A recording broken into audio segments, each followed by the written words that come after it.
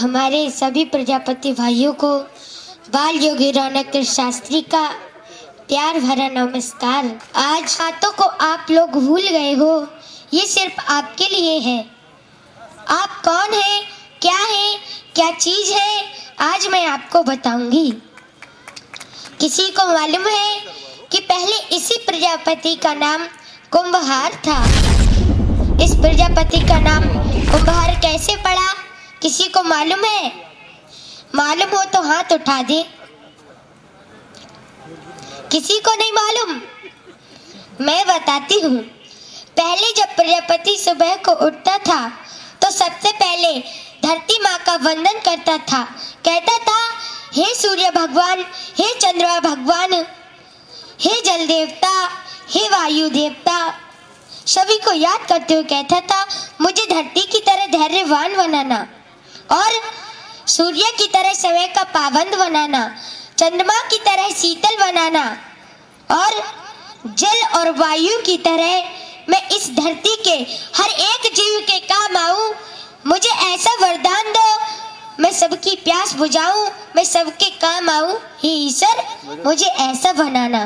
पहले तो ये मांगता था, पहले ये प्रार्थना करता था, और जब भगवान ने इसे इस लायक बना दिया तो इसकी सबसे पहली गलती, भगवान का ध्यान ही नहीं रहा है। अच्छा, अब किसी को मालूम है कि इस धरती पर सबसे पहले कौन आया था? सबसे पहला वैज्ञानिक कौन है? किस चीज का सबसे पहले आविष्कार हुआ था? किसी को मालूम है? सबसे पहले इस धरती पर प्रजापति ही आया था। और मेरे प्रजापति भाइयों, वही सबसे पहला वैज्ञानिक है जिसने किस चीज का आविष्कार किया? जिसने कुंभ का आविष्कार किया था, जिसे हम सब लोग घड़ा कहते हैं। कहीं कहीं पर इसे गगरी भी कहा जाता है, अलग अलग नामों से पुकारा जाता है। लेकिन जब पहली बार बना था तो इसका नाम कुंभ पड़ा था। हरिद्वार से 6 किलोमीटर दक्षिण की ओर जो कभी राजा दक्ष की राजधानी का नगर था, जो आज भी गलखंड के नाम से जाना जाता है, जहाँ कुंभ परवी पड़ती है, ये भी कुंभ से ही शुरू हुई थी। और गलखंड के रहने वाले एक प्रजापति को भगवान विष्णु ने अपना चक्र दिया था, जिसका उसने अपना चाक बनाया था। और भगवान शंकर ने अपना त्रिशूल, अपनी पिंडी दी थी। पिंडी पर उस चक्र को रखा था और त्रिशूल से उसे घुमाया था। और मेरे प्रजापति भाइयों, भगवान ब्रह्मा ने अपनी जनेऊ और अपना जल का भरा कमंडल दिया। कमंडल में जो जल था उससे मिट्टी को गीला किया और उस जनेऊ से कुंभ को काटा था। भगवान विष्णु ने उस प्रजापति से कहा, जाओ तुम अपना काम शुरू करो। तो उसने पहले ही बार में इतना सुंदर कुंभ बनाया, इतना सुंदर घड़ा बनाया कि भगवान उसे देख कर के खुश हो गए। भगवान बोले, तुमने इसे कैसे बनाया? तो उस प्रजापति ने क्या कहा? उसने कहा, प्रभु, जैसे आपने मुझे 5 तत्वों से मिलाकर बनाया है, वैसे ही मैंने इस कुंभ को 5 तत्वों से मिलाकर बनाया है। कैसे? जल, वायु, अग्नि, आकाश और धरती। मैंने धरती से मिट्टी ली और जल से उसे गीला किया और आकाश वायु से इसे सुखाया था और अग्नि से इसे पकाया था। भगवान इतने खुश हुए कि उन्होंने एक सुंदर सा हार अपने हाथ में लिया और उसको बाहर के डाल दिया। तो उसी समय उसका नाम भगवान ने कुंभहार रखा।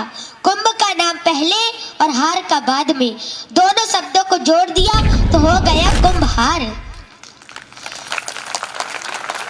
और उसी वक्त भगवान ने उसे ये वरदान दिया कि चाहे कोई भी पूजा हो, हर काम में तुम्हारी कुंभ की हर किसी को आवश्यकता पड़ेगी। तुम्हारी पूजा के बगैर कोई पूजा संपूर्ण नहीं होगी। तुम्हारी इस कुंभ का जल पी करके लोग अपनी सांसें लेंगे। और तुम्हारे कुंभ के बगैर कोई भी पूजा संपूर्ण नहीं होगी। अब चाहे वो मृत्यु हो या जन्म हो, शादी हो या सजा हो। और मेरे प्रजापति भाइयों, ये सच बात है, तुम जिस विवाह में नहीं जाओगे तो इसका विवाह तुम्हारे कलश, तुम्हारी पूजा के बिना कभी पूर्ण नहीं होगा।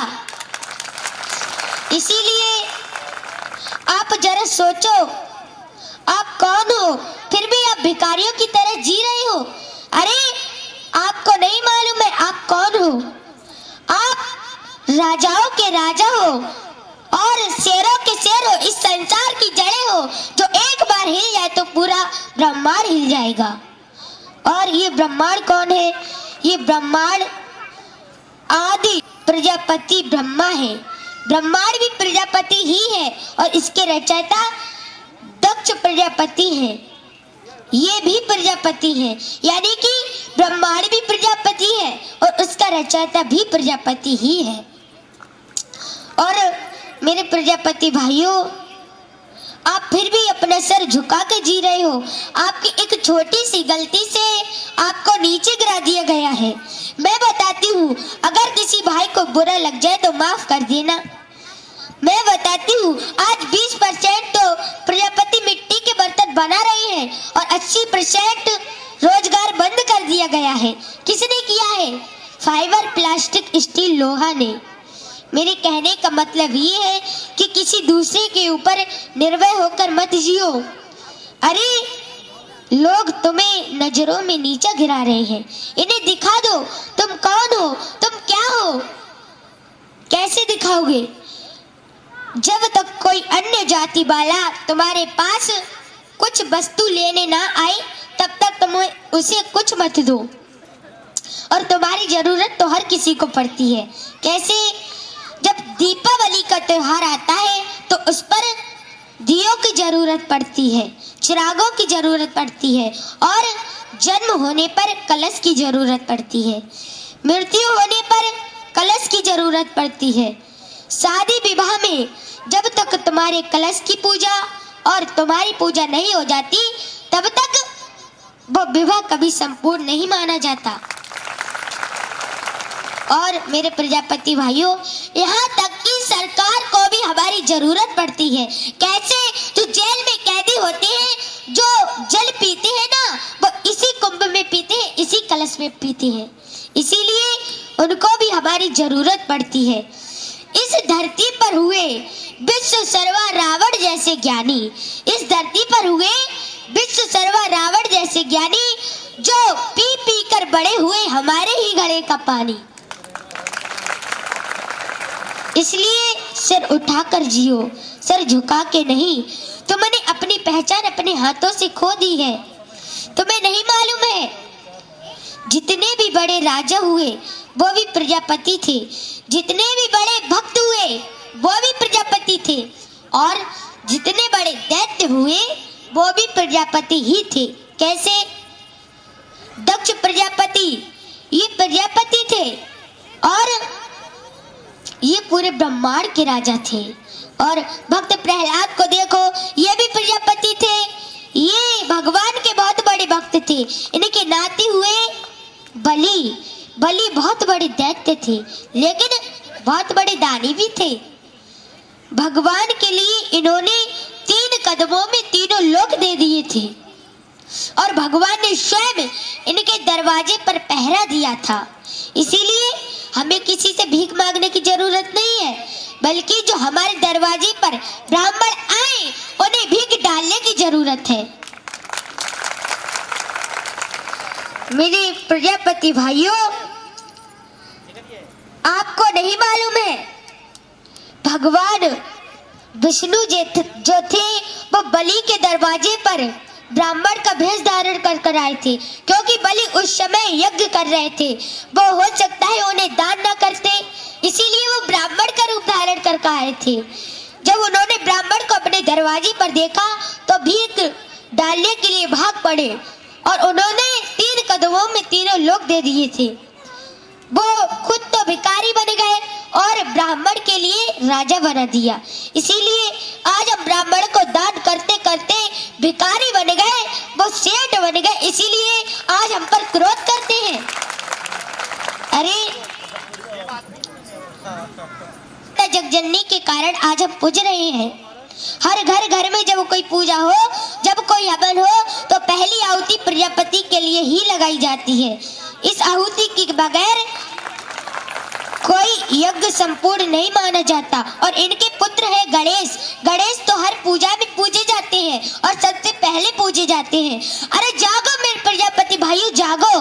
जिन माता जगजननी को आज पूरी संसार पूज रहा है, वो भी आज प्रजापति के बेटे ही है, जो आज हमारी जननी है।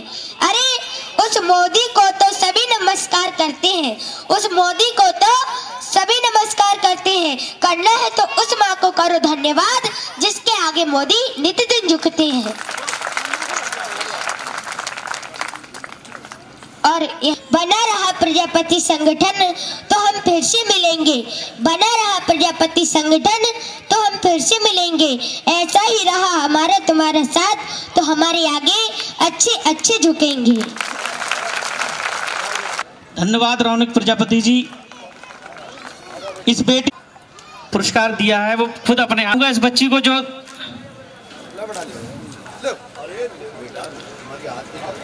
ये बेटी हमारे समाज का गौरव है, जो जिसे इतनी अल्प आयु में हमारे समाज के आ चुके हैं। राष्ट्रीय प्रजापति महासंघ की तरफ से उनका भी स्वागत है, वंदन है, अभिनंदन है।